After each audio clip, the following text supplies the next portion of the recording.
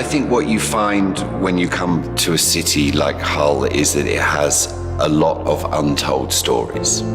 And the more you live here and the more you get under the skin of the city, the more you find. We sit here post the event and post doing Made in Hull. Fortunately, it went well and people responded to it. But actually there were times when we wondered, and Sean did and Rupert did and the whole team, whether we were doing the right thing. I remember, looking at the final edits of a lot of the installations and thinking,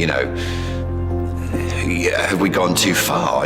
We were rebombing the city. We were, through animation and music, talking about the deaths of trawlermen.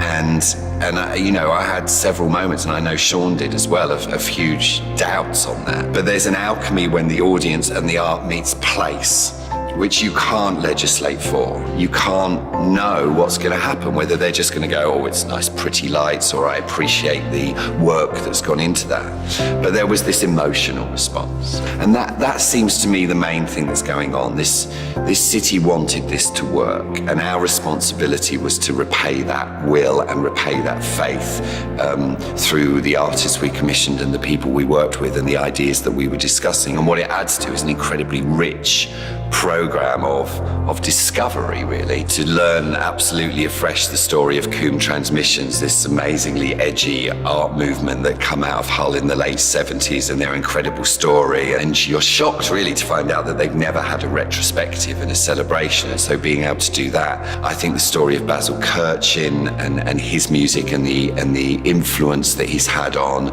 jazz and electronic dance music and ambient music was quite extraordinary. You also want to create space to find new stories, because that's, regeneration can be a physical thing, but it also needs to be a narrative thing. So if you look at something like I Wish to Communicate with You on the Thornton estate, and how that has gathered and brought together the residents of that estate to celebrate and have confidence in their place. There are, almost physical indicators that people are embracing and responding to the city and the program and its time.